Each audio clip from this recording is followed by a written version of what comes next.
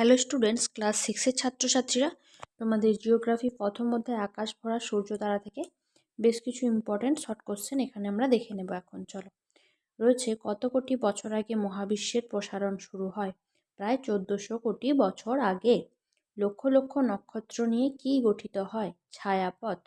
সূর্য, পৃথিবী ও অন্যান্য গ্রহ কোন ছায়াপথে অবস্থান করছে? আকাশগঙ্গা ছায়াপথ। নক্ষত্র সৃষ্টি হয় কি থেকে? নীহারিকা থেকে। একটি বিরাট ছায়াপথে মোট কতগুলি নক্ষত্র থাকে? প্রায় 10,000 কোটি। তারপর কি, কোন রঙের তারার উষ্ণতা সবচেয়ে কম? ছোট লাল রঙের তারার। আকাশের কোন বর্ণের তারার সংখ্যা সবচেয়ে বেশি? ছোট লাল বর্ণের।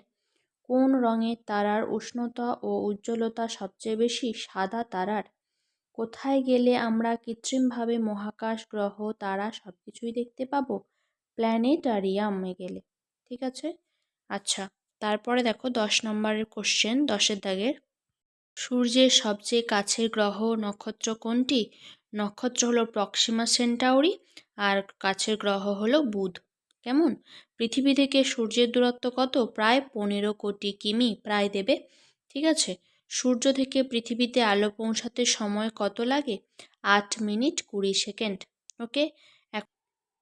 এখন এই 12টা কোশ্চেনই আমরা দেখে নিলাম, ঝটপট পড়ে নেবে। আর পরপর 3 থেকে 5 বার পড়ে নিলে সবগুলো মনে থাকবে। আর একসাথে বেশি দিচ্ছি না, তোমরা অনেক বাচ্চা, তাহলে তোমাদের চাপ হয়ে যাবে। খুব তাড়াতাড়ি আমরা এরকম আরও question, chapter wise short question, বড় কোশ্চেন সব নিয়ে আসবো।